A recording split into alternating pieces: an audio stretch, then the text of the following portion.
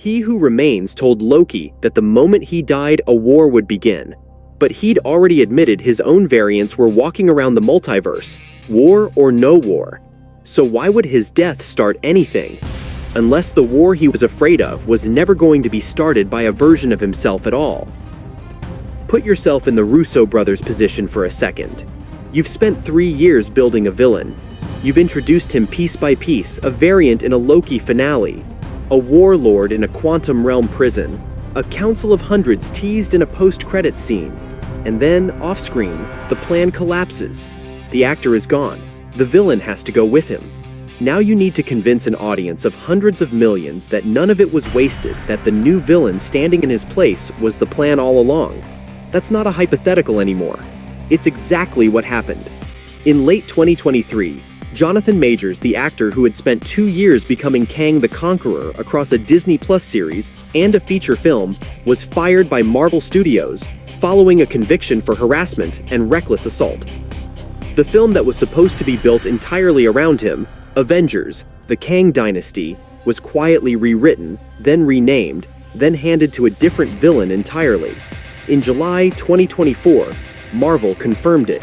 Robert Downey Jr., the actor who died on screen as Tony Stark in Avengers Endgame, was coming back not as a hero, but as Victor Von Doom.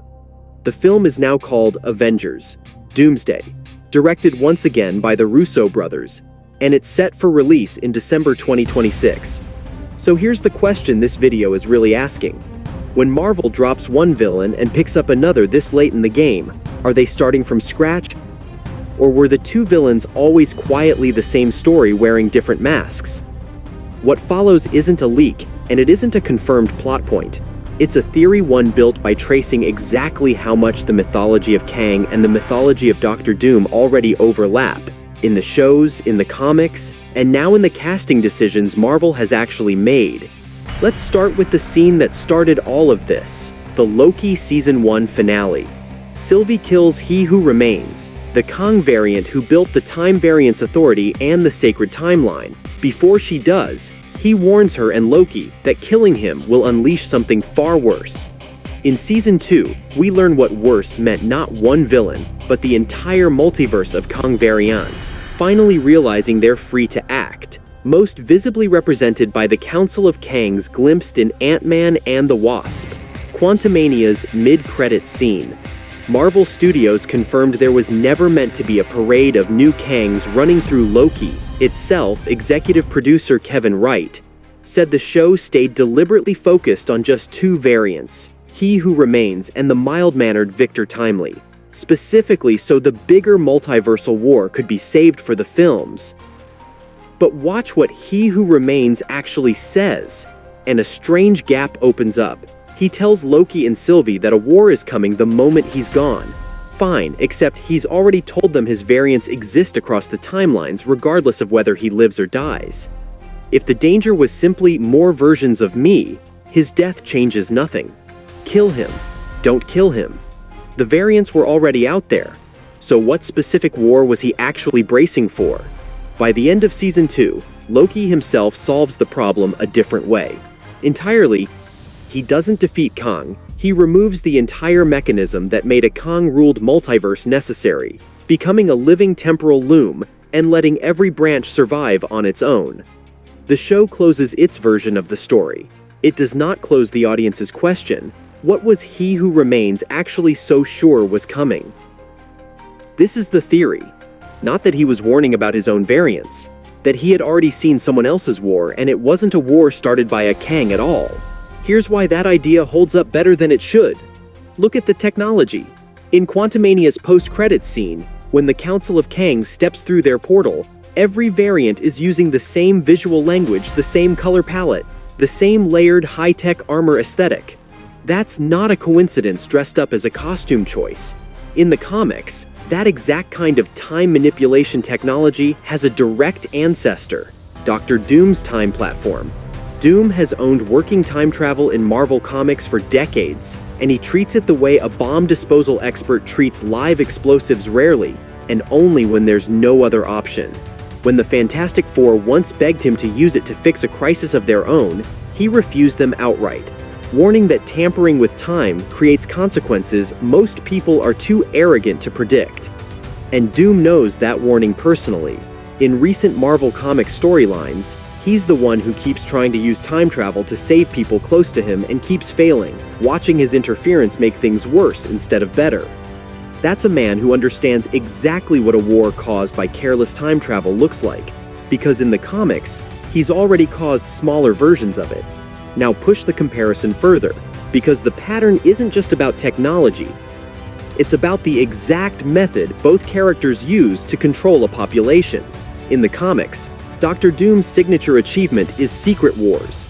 After the multiverse tears itself apart in a cycle of universe-ending collisions called incursions, Doom, helped by Doctor Strange and a reality-warping being called the Molecule Man, kills the cosmic entities behind the destruction, steals their power, and builds Battleworld, a patchwork planet stitched together out of the wreckage of dead universes.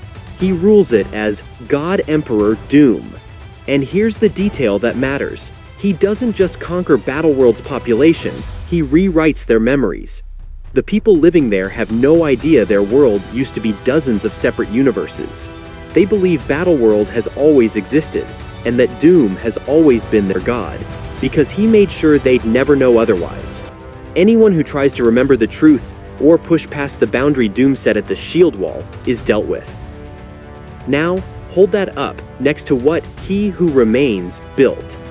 The sacred timeline was the same trick on a smaller scale, an entire, sealed-off reality where every person inside believed their path was simply how life worked, with no memory of a wider multiverse and no ability to deviate from it. The Time Variance Authority is his Thor core, the enforcement arm that prunes anyone who tries to step outside the lines. And the TVA's own workforce runs on the exact same tactic Doom uses on his subjects' memory control. Mobius doesn't remember his life before the TVA. Ravonna Renslayer's memories were selectively edited to keep her loyal. That isn't incidental world building.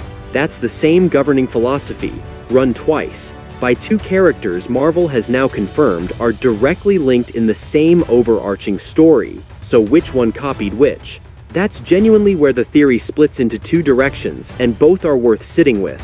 One version, Doom comes first. He builds Battleworld, perfects the method of erasing a population's memory to keep them loyal, and He Who Remains somewhere out in the deep multiverse, watching timelines the way only a being obsessed with time can seize it work and quietly borrows the blueprint for his own sacred timeline. The other version is stranger, and it's the one this video leans toward. There is no first. He Who Remains saw a version of Doom sitting on that throne, running that exact system, and it's precisely because he saw where that path leads that he spent his own life trying to prevent a worse war from happening the same way. Which means the war he warned Loki about was never the other Kangs. It was Doom. He'd already watched it happen once. If Marvel wanted to use any of this, they don't need new ideas. They already have every piece sitting in 20 years of comics and 2 years of Disney Plus storytelling. All they'd need to do is have Doom and Kang cross paths on screen and let one line of dialogue reframe everything the audience already watched. That Kang's technology, his ambition, even his fear, were never original. They were an imitation of a war Doom had already fought and already survived once before. It would explain cleanly why the villain switch didn't feel like a reboot. It would feel like the reveal the story had been walking toward the entire time. Now here's where I want to hear from you, because this is exactly the kind of thing people disagree on. Do you think Marvel actually planted these connections on purpose back when Loki Season 1 was airing in 2021, years before anyone knew Robert Downey Jr. was coming back as Doom? Or is this the kind of pattern that only looks intentional in hindsight? Because two writers working on two different villains inevitably borrow from the same 60 years of Marvel Comics? Be honest with yourself before you answer that. Say it in the comments. I genuinely want to see which side of this the audience lands on. Either way, Avengers. Doomsday is set to answer part of this for real in December 2026, and Secret Wars follows a year later. Whether the Russos actually build the connection this video just laid out, or go somewhere nobody's predicted yet, we'll be here breaking it down the moment the footage does.